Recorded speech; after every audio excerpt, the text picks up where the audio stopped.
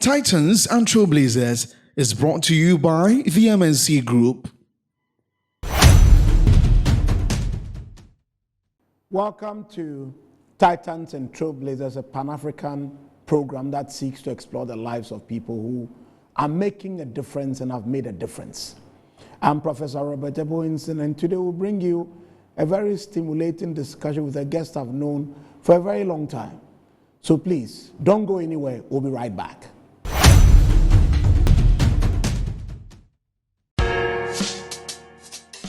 Whether you're a wholesaler, retailer, or consumer, MNC Logistics and Trading is your trusted partner in minerals and food commodities trading.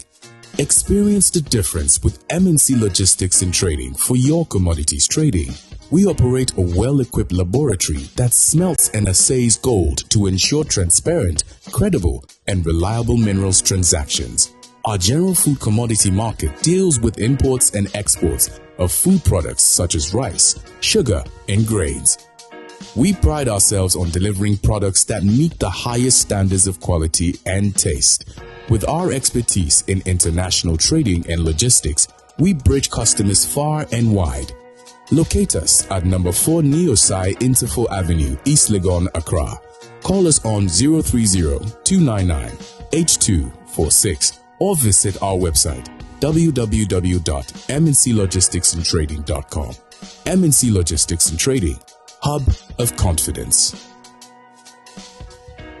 MNC Group is a leading investment holding company with expertise in minerals and food commodity trading, precious minerals refinery, real estate development, and logistics and energy with individually registered companies. Our headquarters is located in Accra, Ghana, with operational offices in Dubai, UAE, Hong Kong, and Guangzhou in China, Johannesburg in South Africa, Virginia in the USA, and Milan, Italy. We connect business markets and drive growth. Trust us to maximize value in every deal. Call us on 0302-551-917 or 0302-551-918 or send us an email mncgroup@mncgroupgh.com.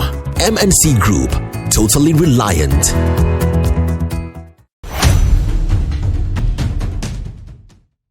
Welcome back to Titans and Trailblazers, and today I have the singular honor of introducing you to one of our many edited books. This one is entitled Small Business and Entrepreneurial Development in Africa, A Route to Sustained Economic Development. I remember when we put out the teasers out on social media, on Facebook and LinkedIn, we got a lot of excellent reviews around, this will be good, this will be stimulating.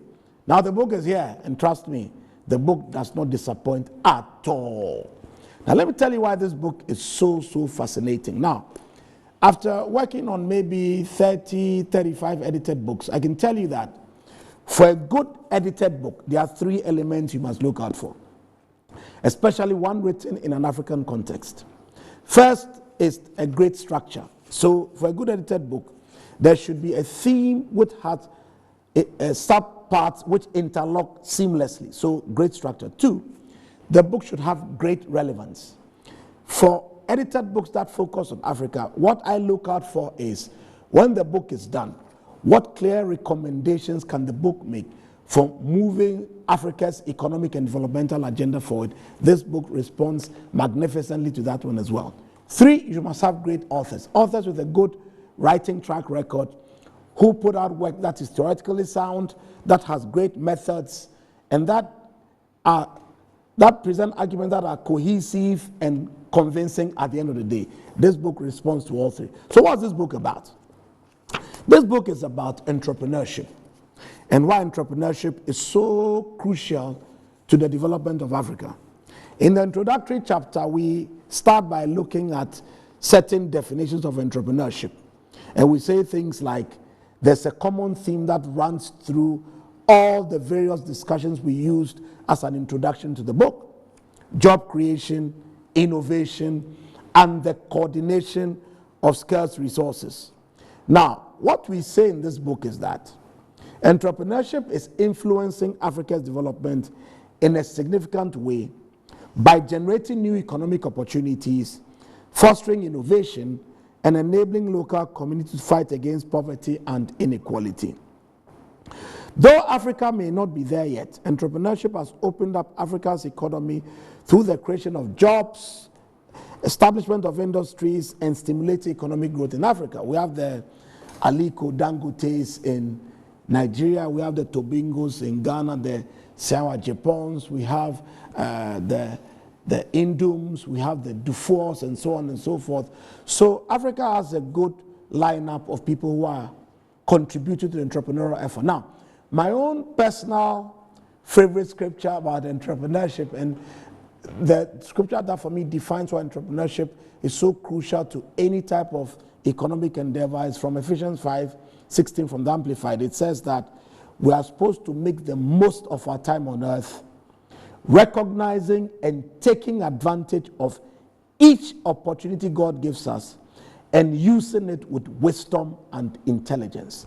So entrepreneurs are tasked to take advantage of each opportunity they find, recognize it first, and take advantage and use those opportunities with wisdom and diligence.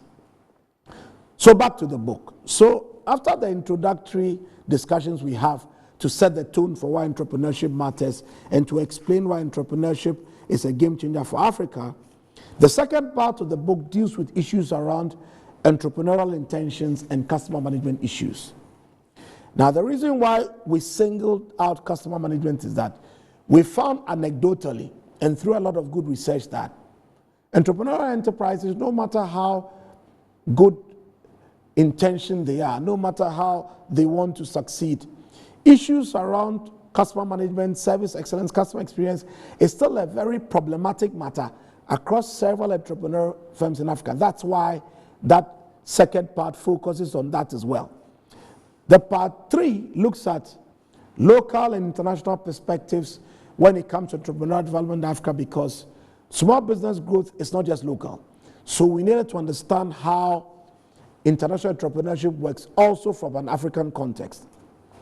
The part 4 looks at technology and entrepreneurial development, because the world in which we live today is technology-led. So we had to have a focus around that as well.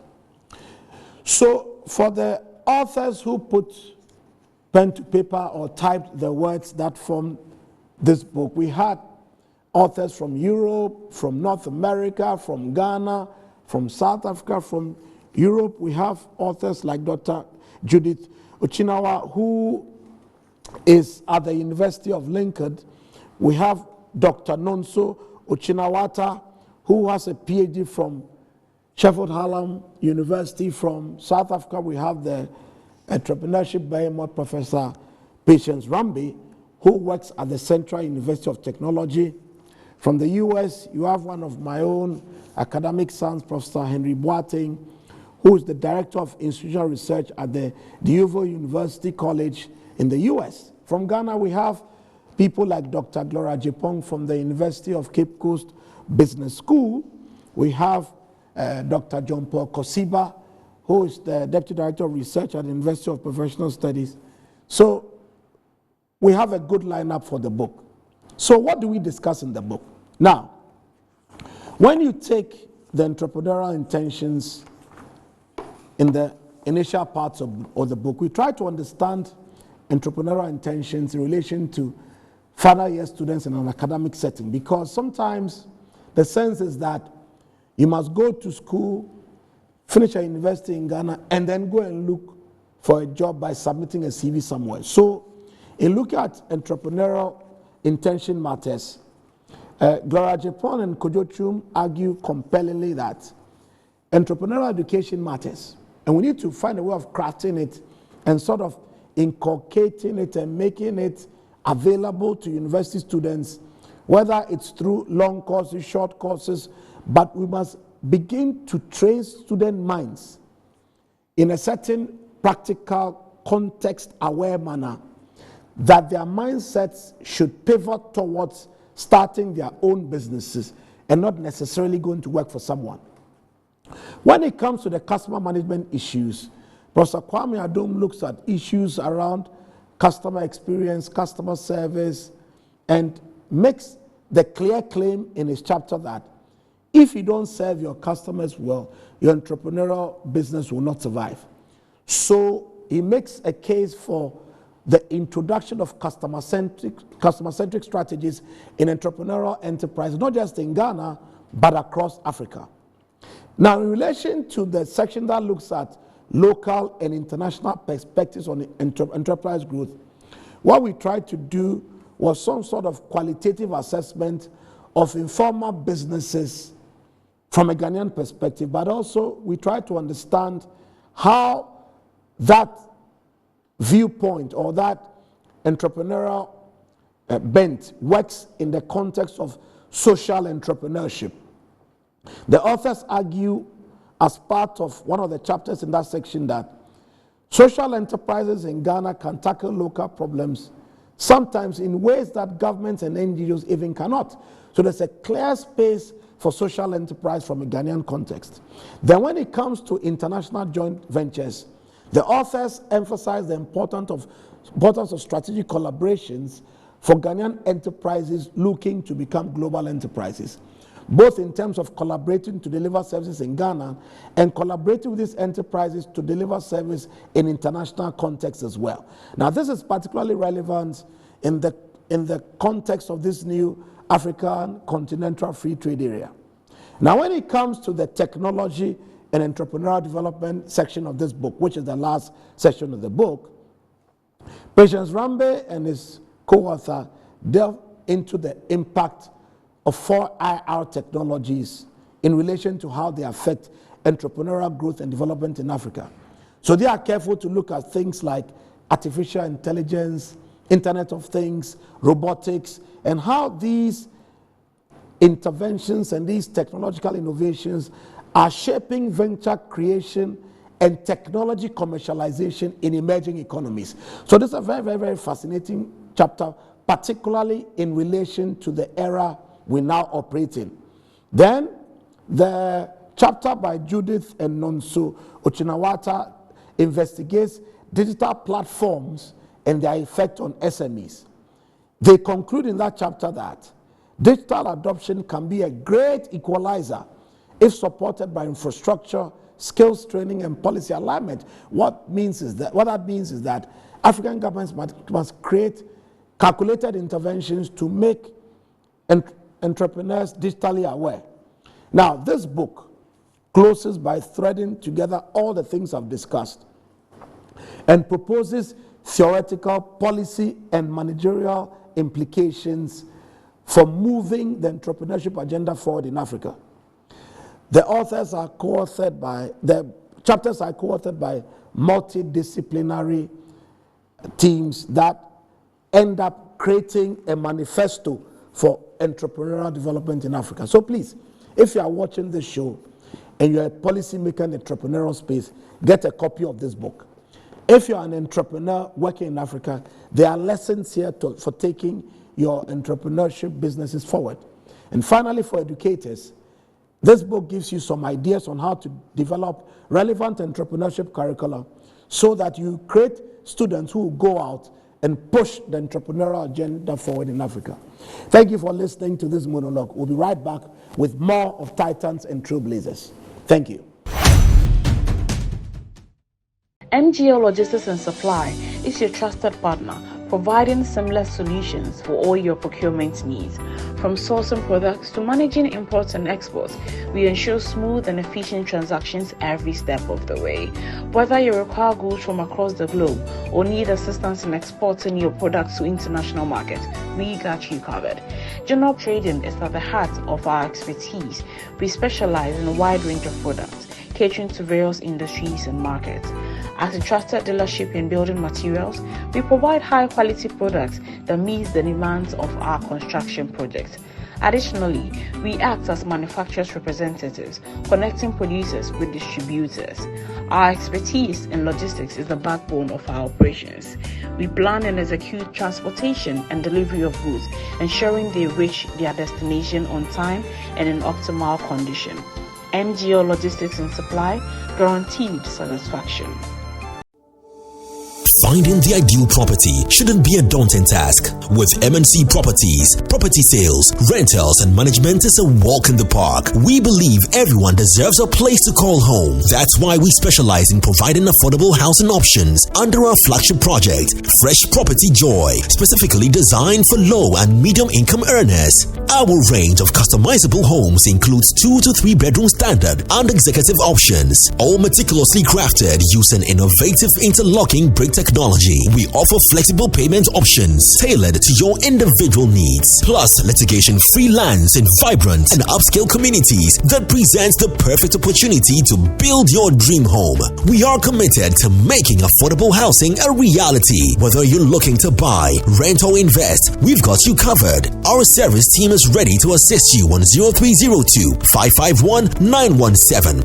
MNC Properties, choice of class.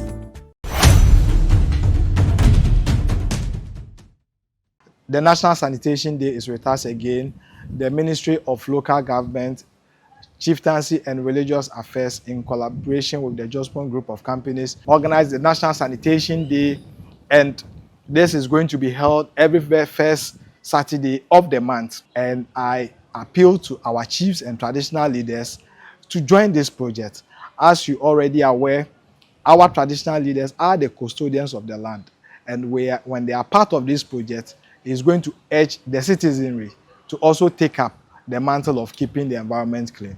Also, we appeal to the various leaders, the Market Women Association, the Queen Mothers Association, the GPRTU, the ProTour, that everybody should come on board to help clean our environment and make sure that we live in a healthy lifestyle. Thank you very much.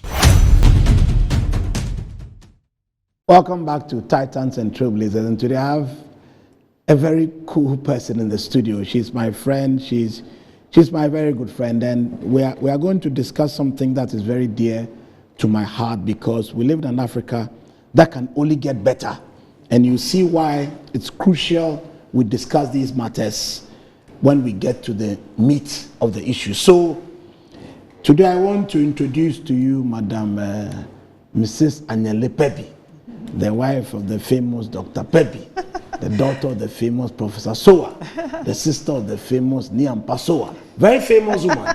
Nelia, welcome to the show. Thank you so much, Prof. So you say you are listening to Bassi now. Yes. And then you do Jesus. Yes, I am. Play it small so that we can sing for 2 seconds. What was impossible, you made possible. Jesus is.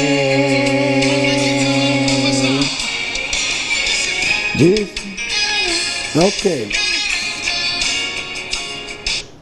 So, what was impossible, Jesus made possible. Yes. So let's start from that. Are you a Christian? I am. Okay. How long have you been a Christian for, madam?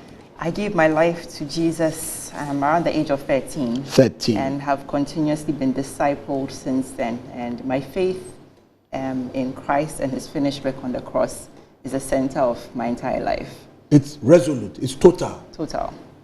It underpins everything you do. Everything. Okay, so please tell us where you were born, what school you went to, primary school, before 13, after 13. Just walk us through Anyele from birth to now. Okay. Yes, please. So I'm privileged to be the only daughter actually of my parents. I have 2 brothers, and I was incidentally born in Hamilton, Ontario, in Canada. No, but apart from Niampa, who is your other brother? I have another brother, Niaku. Niaku? Yes. Is he cool like Niampa? Oh, he's very cool okay, also. Okay, all right. Go ahead, yes, please. Yes, and so my father is an economist by training. My mother is an accountant, and my father did his PhD in McMaster University in Canada. McMaster, and yes. While he was doing his PhD, I came around. So I was born there. But I grew up in Ghana. Okay. As soon as he finished, he came to Ghana. And I grew up in a family that loves reading. I actually was surrounded by books. And my parents, my grandparents even had books. And so I grew up seeing books that were very old and enjoying the reading process. I went to school at University Primary, currently University Basic School, Legon campus. And we also had quite a reading culture there. But then again, it was that era where when you're coming from school, there's nothing else to do but to play or to read. Absolutely. Because GBC radio closed at 2 p.m. and you had to wait till evening to watch everything from talking points to there were not many options, so It reading is was what a it good is. alternative. Yes. And from University Primary School, I went to Wesley Girls High School. Correct. Where I read general arts, and then from there proceeded to University of Ghana, and I studied economics. And What also, hall were you in? I was in Volta Hall. The famous Walter Hall. The famous Volta Hall. Okay, all right. I'm listening. Yes, and so from Volta Hall, University of Ghana. So I also did a diploma in statistics at the same time, though. Okay. And so I ended with my economics degree, and then a couple of years later, I did a master's in economics in McGill University in Canada. Okay. So, when you were studying for the masters in Canada, were you married at that time? Or I you were was not? already married, and I already had a son, actually. Oh, really? Yes. So when did you find that Chimoton school man that you married? It's important I say that to her so that we understand where he came from. Okay. So my husband and I actually met very young. His mom is a professor of history. And so we attended the same church from when I was in Sunday school, and he was just about youth fellowship, I believe. And so our families have known each other for quite a while. But it was actually when we got to university and I was in third year that we got closer. And then, so after I finished my national service, we got married. Okay. National service? Yes. Then you got married? Yes. Okay. Did he love reading too? Yes, actually he loves reading, but he grew to love reading later on. I grew up, like from childhood, I loved reading, but I think he was a teen by the time he realized the importance of books. Yeah. So, how did your family background influence your career and the vision you carry today in terms of this whole Pepper Cup?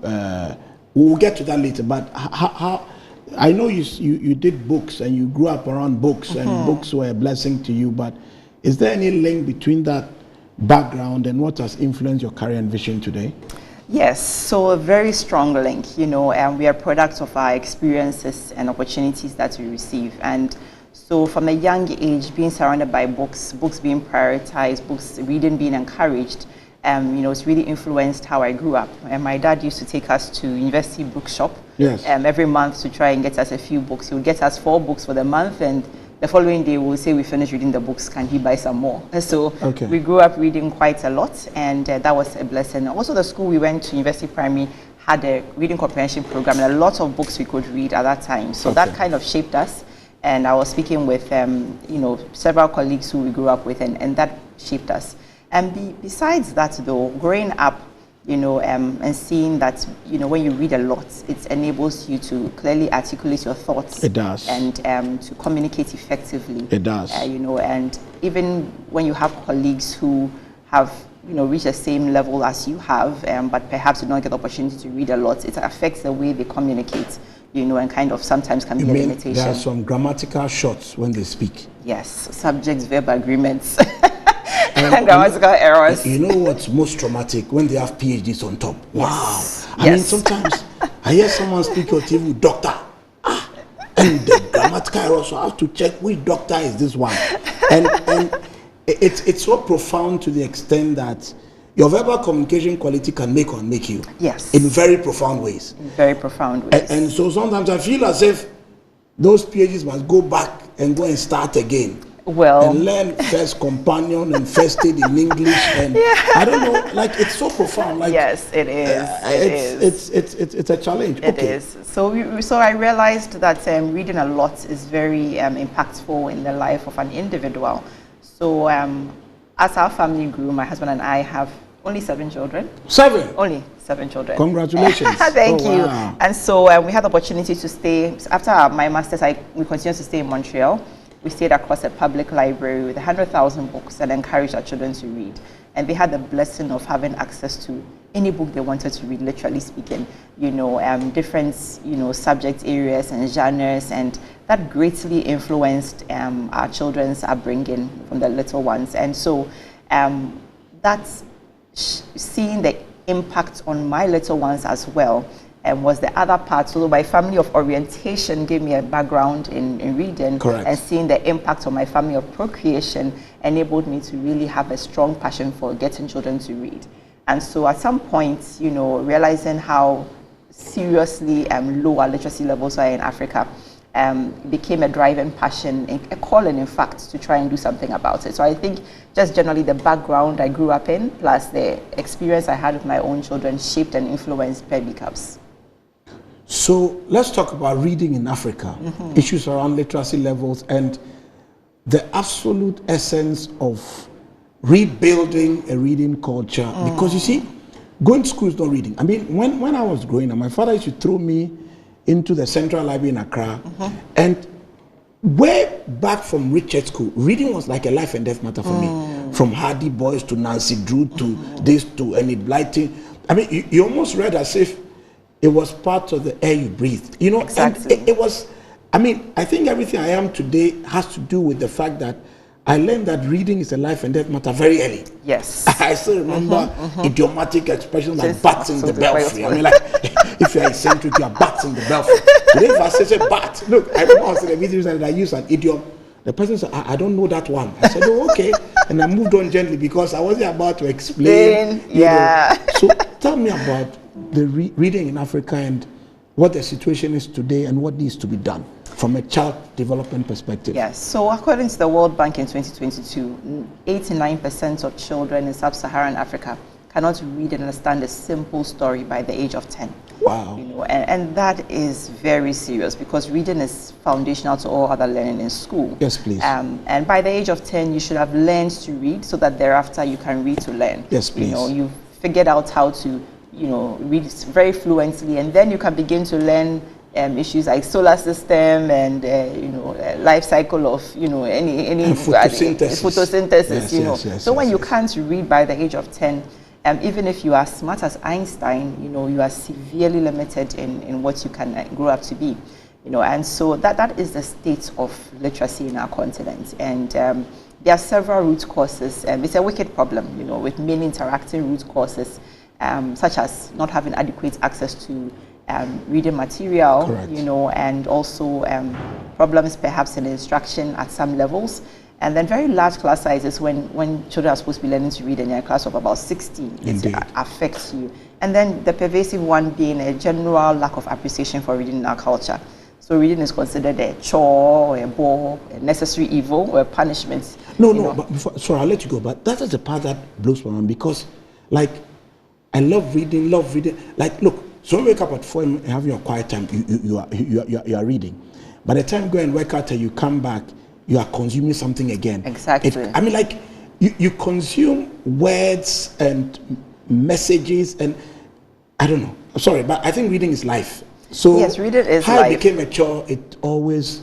Well, anything that you do not know how to do very well, that you are supposed to do, you already have a way of trying to avoid it. Indeed. Because you are not very good at it. And so that is an issue people face that is exacerbated by the fact that they don't get encouraged. And so at some point in time, when a child is not reading fluently and they don't get encouraged, they buy the story that they are not smart enough.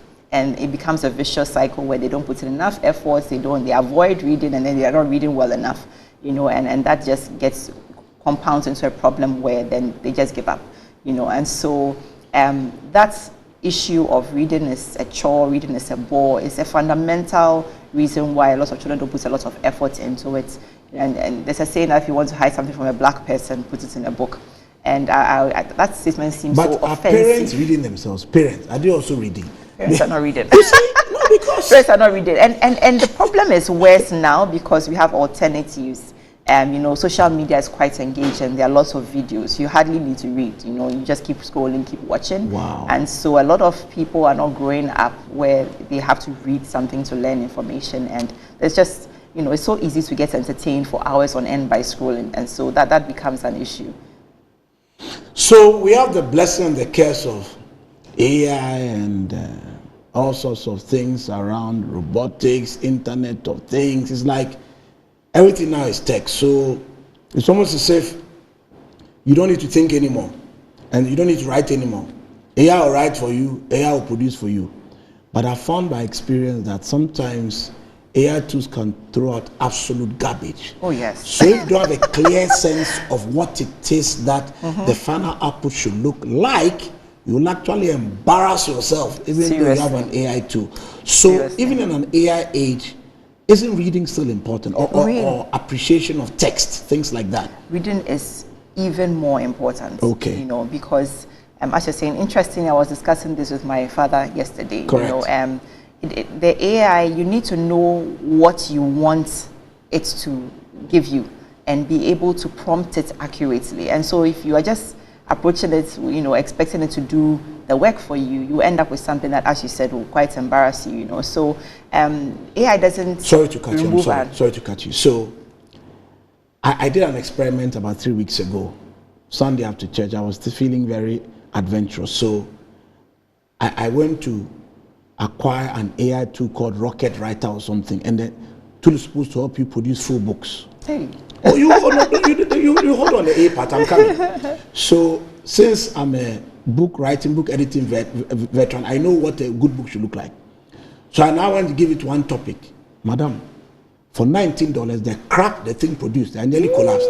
And I was sitting there thinking, Professor is say $19 disaster. And I was thinking to myself, oh, Bob. You know? And I was thinking to myself, how many people would go use that AI to produce crap, put their name on it, steal the material, and say, hey, I have a book.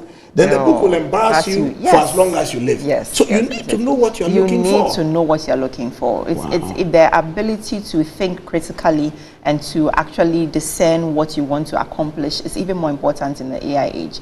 AI is excellent for assisting you, but not actually replacing you when it comes to thinking. Yes. So Ghana is in reset mode. We've had this famous education forum or dialogue where we are trying to sort of fix everything. Reading is still a challenge in Ghana. It is. So what is Pebby Caps doing to ameliorate the situation or sort of get people to do better? Share with us the Pebby Cap model. What's going on there? Okay, so Pebby Caps is an edtech that offers a fun, evidence-based, cost-effective literacy program. Is this your edtech? You know, some people don't understand edtech. Edtech. Okay. Technology. Yes, it's an education technology company. Okay. Yes. Okay. That offers a fun, evidence-based, cost-effective literacy program that empowers, especially children, to succeed by becoming proficient readers. So reading is literally the infrastructure for all other learning, or for schooling, actually. And we all know that infrastructure is important for development. You know, if you haven't built the foundation, you can't build on top of anything solid. You know? And so, Pebby Caps, what you offer is a platform that's kind of like a Netflix of books for children, but with underlying evidence to get them better at reading. And the fact that it's an educational technology platform means that children literally across the country can access it simultaneously and have access to very good books, thousands of books that enable them to get better at reading. Yes, and so that's what we offer, but we don't do it only, it's not just a platform, we also offer a number of activities that go with it, an inter-school reading quiz, a medallion program, because as we've said, reading is something which children consider to be a chore and a bore, so there has to be a behavioral change aspect around it. So for us, reading has to be fun. If it's not fun, we don't do it. We don't do boring. And that draws in children to actually explore reading. And a lot of them find that they actually get very intrigued by the books they are reading and build a habit of reading. So that's what we are all about. Now, when it comes to where we are as Ghana, just like the rest of the world, we are enamored with all these wonderful tools we have, you know, AI and robotics and coding and STEM, and we want our children to get, you know, all access to all of these things. And why not? You know, this is the 21st century. But just like you can't have a STEM without roots, similarly, STEM education without reading becomes a challenge. Please say it that way. The STEM without, it sounds very nice. You say, yes. I can quote it later. So repeat that again. So just like you can't have a STEM without roots of a plant, you also shouldn't be doing STEM education without having tackled the foundation, which is reading. 100%. Because even for science, technology, engineering, or math, you need to go to read to be able to actually make sense of what you want to do. Absolutely. You know? And so we are working on the foundations. It's not the most exciting. They always say working on literacy. Oh, you should be like coding or AI tools or whatever. But the foundation once tackled means that we can then build on top of that. You know what's interesting? I'll come back to you on this issue of science, math, engineering, having good reading roots. Yes. Right after this. Thank you for staying with Titans and Trailblazers. We'll be back again very soon with more of Mrs. Anyele Pebi. Stay tuned.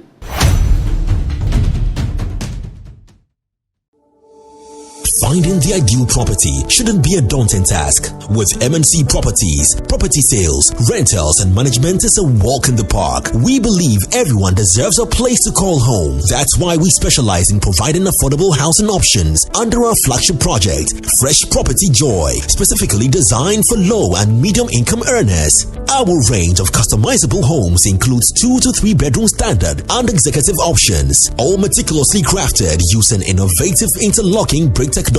We offer flexible payment options tailored to your individual needs, plus litigation-free lands in vibrant and upscale communities that presents the perfect opportunity to build your dream home. We are committed to making affordable housing a reality. Whether you're looking to buy, rent, or invest, we've got you covered. Our service team is ready to assist you on 0302 551 917. MNC Properties, choice of class.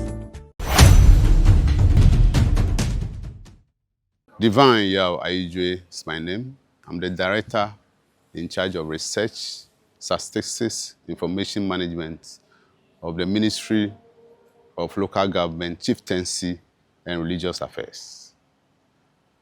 As we await the big announcement in May 2025 of His Excellency John Dramani Mahama on the need for National Sanitation Day and sustaining the process, we are hoping that Ghanaians together will help clean our homes and our environments for a better future for this country. Also preventing cholera and attracting the best tourist attraction to our beaches, because as I pass by, the deep blue sea is becoming brown. And as I travel to Lusaka, Zambia, I travel to Cote d'Ivoire, Abidjan, I travel to Abuja, Nigeria, I travel to Nairobi, Kenya. We can do better as Ghanaians. We need to clean our environment so that we can also attract the best tourists to our beaches and earn some currency to improve our economy for the years to come. I hope that this call is a call to duty that will help cleaning our homes and then to our communities and to our cities and the whole country. I hope that this call will be heeded to help our country look better in the community of nations. Thank you. Welcome back to Titans and Trailblazers. And whilst we're on the break, my production team told me to tell, this is the first time it's how to tell my guest, she has the most beautiful smile on earth. It has nothing to do with me. That's what the production team says I should say. And I was telling her that the Bible says a merry heart, it does good like medicine. It does. And if you want to live long in Africa, you have to smile a lot so that the blessing will come. Amen. So madam, you are doing the right thing. Amen. Keep smiling. Yes. Thank you. I will. So we are back on science and history and geography and art. And I think there's a myth sometimes that, these things, they are writing subjects. You know me, I don't do writing subjects. So I like figures and calculations. And I tell everybody I meet that, look, if you take the marketing academy, people like Philip Kotler, who is 90 plus years, their PhDs were in chemistry and maths and engineering. Look, the biggest marketing, the older marketing schools in America, they came from STEM. So I want you to give us a perspective on this myth that if you want to do reading subject, then you must learn to read. But if you like calculations, then reading is not a life and death matter. What are your thoughts, madam? Well, you know, the thing is, mathematics and mathematical subjects have various streams. And the higher you go, the more you realize that you need to actually be able to understand language and read and understand the question to be able to frame your answer. It's not just a matter of arithmetics where you're, calculating this plus that, And so the research is actually very clear that children who enjoy reading between the age of 10 and 16 do better in STEM subjects than children who don't. And even goes as far as saying that if you want a child who reads more, does better in science than even if they had extra classes for science. Oh, So- wow. Exactly. So Wow, yes, that's very profound. That is very profound, you know, Wow. and that's because reading just builds your background It knowledge. does. You know, and so having a wide database of background knowledge, you become like a junior ChatGPT. Very you know, much, very where much. your brain is making all kinds of connections Very with much. the material you're reading. And so- cross-fertilizes stuff. It Exactly. can see trends and angles where Exactly. nobody can see them because... Precisely. Wow. Yes, so Okay. that is it when it comes to STEM education. But beyond even understanding questions and being able to kind of grasp the material, to be able to communicate, you know, at the higher you go, you get a PhD, your findings, and you need to be able to have a good command of the language in which you're communicating. Therefore, you must read to get that excellent command of the English language. You know, let me segue from even school to business, you know, and I've been in marketing for nearly 3 decades, and I tell everybody that when you write a proposal, it should be so compelling. The readers should go, oh, damn, who wrote this? Then when you show up and you present, they're like, oh, wow, it's you. And then you get the job. And I've seen that play out on countless occasions. So how people don't get the fact that reading and writing well is indispensable to business success is totally lost on me. I don't know. Can you give us some success stories or case studies of how Pebby Cups is changing some children's lives at least? What was going on with that? I have quite a number of success stories for you. So starting from, let me pick during the COVID era. You know, when the announcement was made, fellow Ghanaians that will sit at home for 2 weeks. Indeed. You know, that we're all quite confused, didn't know what to do. And definitely some schools that didn't even have email addresses at the time could not pivot and offer anything to the children. So when Pebby Cups began to offer our online community of readers, we had over 1,000 children participate in the year 2020 during COVID time. Now, one girl had the opportunity during this time. She was at that time, I think 10 years old, and she had the opportunity to read within that period of confusion, of turmoil, of not knowing what to do. She had the opportunity through Pebby Cups to read 1,000 books. Oh, wow. Yes. Oh, wow. 1,000 books. Oh, And wow. then she went from there to take part in the spelling bee, and she's actually written a book and published a book at the age of 30. No way. Yes, No saying that way. having been given the opportunity to read as many as 1,000 books through our online program, that gave her the confidence to know that whatever she sets her mind to, she can do it. And so she set her mind to, you know, going to the spelling bee, winning the spelling bee, and she actually went as far as the semi-finals in the US in the international school No spelling way. bee. The only African in her year No to get that far. way. Exactly. No way. That is a wonderful story of Michelle Kuma, who was 13 and wrote a book telling about her experience, starting with Pebby Cups. But I also want to say that she Has she gone to Wesley Girls or Achimota? I don't know where she is right now. she's currently not at secondary school yet. Okay, all right, you go on. Yes. But we are giving inclinations if the parents are watching. Yes, yeah. Well, her mother was in Wesley Girls, so this explains why. That we are settled. You continue. Yes, but you know, Michelle already had the opportunity to read books, and we just enabled her to read much more than she would have been able to during COVID. But what warms my heart are stories within Pebby Cups of children who did not like reading and who were branded as not being smart, especially little boys. There's a saying that boys don't like reading, but we found in Pebby Cups that's not true, because it turns out that most of the time when a child is said to not like reading is because they are giving them material they don't enjoy reading. That's they true. like sports and giving them books on princess, you know, so they actually, you know, are able to find books that they love reading in Pebby Cups and learn to read. This year, Pebby Cups was able to extend our reach beyond Accra to the rest of the country. Indeed. And last week, I just came back from a trip across the country, went from Accra to Cape Coast, to Takwa, to Kumasi, Birusunyani, Tamale, Navrongo, Wa, and Ho, actually meeting some of our readers. Really? Yes. Like an evangelist? Like an evangelist. Come on. So the past 5 months, we've had children all over the country reading books on Pebby Cups to be part of the inter-school reading quiz. And so traveling around the country, we've seen many success stories to see children in the Upper West who are far away being able to access and read 300 books in a period of 5 months. Really? In a period of 5 months, and being able to be as articulate as children, not just in Accra, but children in, I guess, London or Texas. Absolutely. You know. And so our success stories, the fact that we've been able to give children who are in otherwise remote communities, you know, as far as Navrongo, as far as Wa, you know, as far as, you know, Takwa, you know, access to the same books that children across the world have been able to access, and therefore empower them to think critically, empower them to communicate effectively, empower them to be self-confident and to approach school with a different attitude. Those are our success stories. We have tons of them. That's very profound. Like, so be able to read well becomes an equalizer. I mean, you can step up quickly and start competing. You can definitely do so. And doesn't matter where you're from. At all. And the interesting thing was these children came from the top 50 schools that had read since between October and February. And these top 50 schools were then shortlisted to top 32 schools based on their reading results. And so they came to have an inter-school reading quiz in Accra just this past Thursday and Friday.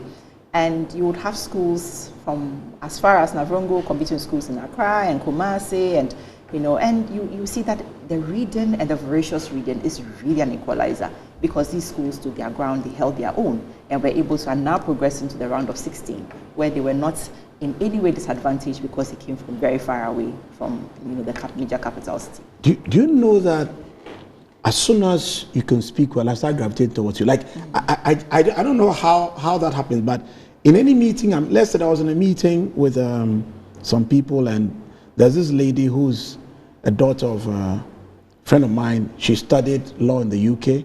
She now wants to set up a marketing agency. So the mom goes, Bob, you're the marketing guy. So, and I'm chatting with this lady, and her understanding of the issues are so profound. I get the sense, with just a little push, we'll be fine. And I get the sense just because she understands the issue, she's ready to go. Listen, Madam Anyele, how should we get the world to come and support this Pebi Cup vision? What kind of resources do we need? What are your plans 3 to 5 years from now? How do you want to scale? Do you want to become a multinational brand? What's the plan, Madam? Very good question. So Pebi Cups currently, we've impacted about 20,000 children across the country, but we have big plans. Our goal in the next 3 years is to scale to get 1 million active readers. Wow. Across Ghana, but also in other parts of Africa, and thereafter to actually tackle the literacy problem head on. And we would love to change the statistic from 9 out of 10 not being able to read and understand a simple story to 9 out of 10 can read and understand a simple story by the age of 10. And that is our goal in Pebi Cups. Our vision is literally every family successful through a vibrant culture of reading. And this is based on the research that the love for reading is a stronger indicator of a child's success in school and their future career than even their parents' level of education or socioeconomic status. Just do well in life. I mean, exactly. I just feel like your life is better because your life is better. And many people who are successful now, there are some exceptions to that to the rule, but many people who are successful now, it's because at some point either they themselves or their parents or grandparents had the opportunity to be educated and to read a lot. And so we want to empower every family to be successful through a vibrant culture of reading. So we are looking for partners. How many? $3 million partners, $10 million. What are you looking for? Tell the people, because $10 million. we want to find resources to keep this dream alive and to make it something that changes the African narrative. Because when all is said and done, it's the children who are taking over. Exactly. So if we don't have a conscious program to build their reading culture, we are in trouble. Yes, so that is true. What do you want? How much do you want? Maybe there's one rich man watching, maybe in Tanzania or in Abilengbe. You never know. Never know. So what kind of investments are you looking for in terms of the scaling? Do we want 100 Pebi Cup infrastructural setups across the country? Do we want, what do you want? So Pebi Cups is looking for partnerships. So very strong partnerships with both regulators and key decision makers, but as well with corporate institutions. Many corporate institutions have as their CSR SDG 4, Sustainable Development Goal 4, which Correct. is quality education. Now 4.1.1a is literacy, foundational literacy skills. Without literacy, you can't have. So that's where you fit. That is exactly where we fit. So any and every corporate institution that actually wants to make a difference and wants to start by building a strong foundation for a quality education, we are looking forward to partnering with you. This problem is so vast that we actually need a lot of resources and a concerted effort and partnerships. Partnerships are the core of any great impact, and so we are looking at corporate institutions coming along to partner. There are many foundations and international NGOs that also work in the SDG 4 space, and we need the expertise there. We need also the funding, of course, to be able to not just offer the service we currently do, but to be able to go deeper and research more and implement more features in our program that actually engage children to read more.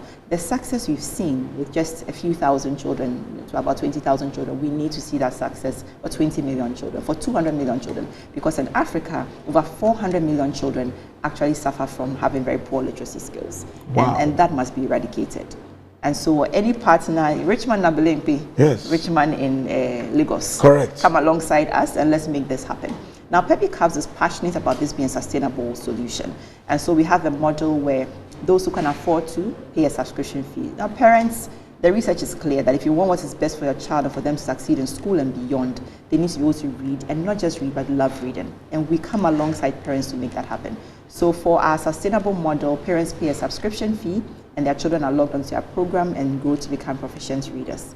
Now, for children who are from underprivileged backgrounds, and then we work with the donors and we work with partners to make sure that we can actually have their service subsidized or fully paid for them to participate in the reading program.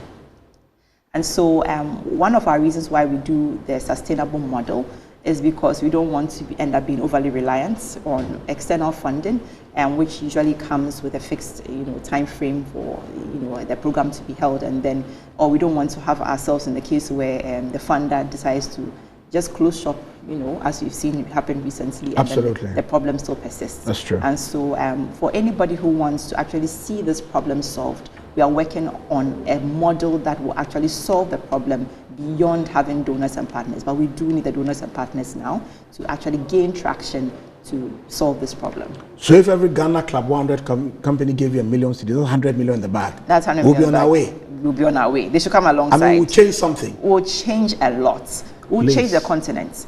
Give us 10 years to have children who read and read consistently. In 10 years' time, these children will be in university. They will finish university. They'll start working. And then Ghana Club 100, I know the situation in Ghana where you have people who have a degree and they come out and their critical thinking skills and other skills and soft skills you need for the workforce, they don't have them because they barely educated themselves beyond their schooling. And so when you have a lot of readers, you are able to actually have people who can think critically and actually execute things that will help the business grow. So in the long term, it actually affects how businesses are run as well, by having a workforce that not just memorizes and regurgitates, but actually can think critically and solve problems in the workplace. So the current CEO of the Ghana Investment Promotion Center was my student 20 years ago. Okay, I'm looking forward to meeting. Yes, so I'm telling you right now, Simon, please, if you can tell your Ghana Club 100 investors to put just $1 million cedis each into our Peppy Cub venture, we'll be on our way to changing something. Yes. And causing a fundamental shift in our reading propensities, and therefore building a resilient Ghana and resetting it in the most positive ways. So please tell me about your time at the Wesley Girls High School, since you have a Wesley Girls Vice President. Did you enjoy your Wesley Girls days? Oh, I loved Wesley Girls. Really? Yes. And do you still keep in touch with some of them? Wesley Girls, they have money. They should also bring 10 million.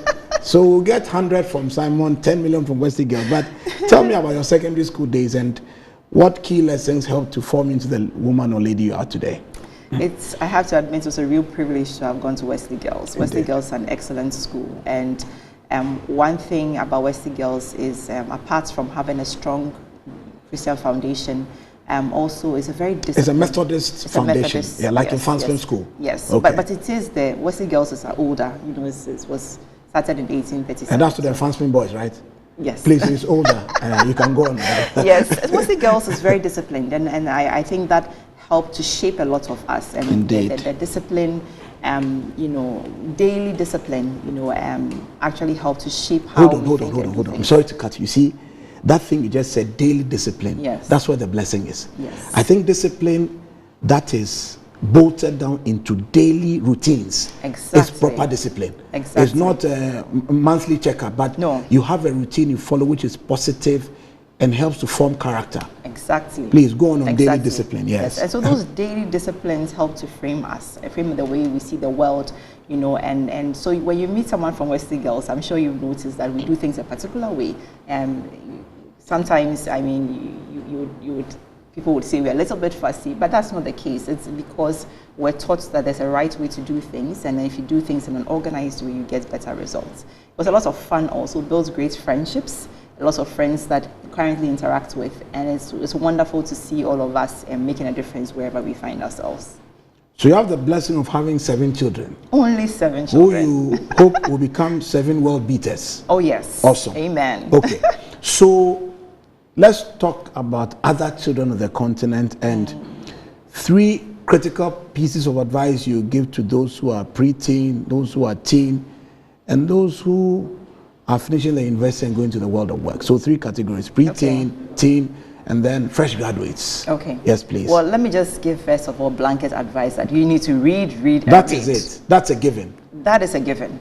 Even old professors must read. Even old professors must read, yes. So that's the first blanket one. It goes to every age group. We need to keep reading and keep upgrading ourselves, and that I think would continue to build our capacity to execute greater ideas, on the continent.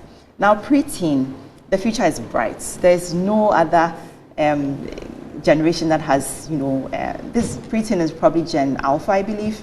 And Gen Alpha has been born into a world that already has AI and, technology and fast internet, and they are used to that, and the world is literally an amazing place for Gen AI. And I want to say that I believe that gives them opportunity to solve problems. Indeed. And so even for a preteen, begin to think about solving problems. When you read, look at the problems around you. There are opportunities for innovation and excellence. That's it. Every single problem around you. So I'll say that's to preteens. Okay. They have tools. Yes. So they should go wild. They should go wild. Okay. They should dazzle us with their brilliance. Totally concur. Yes. And for those in university or those... No, the teens first. The teens. These 14-year-olds, 17-year-olds who are trusting God to navigate relationships and do the right thing, yes.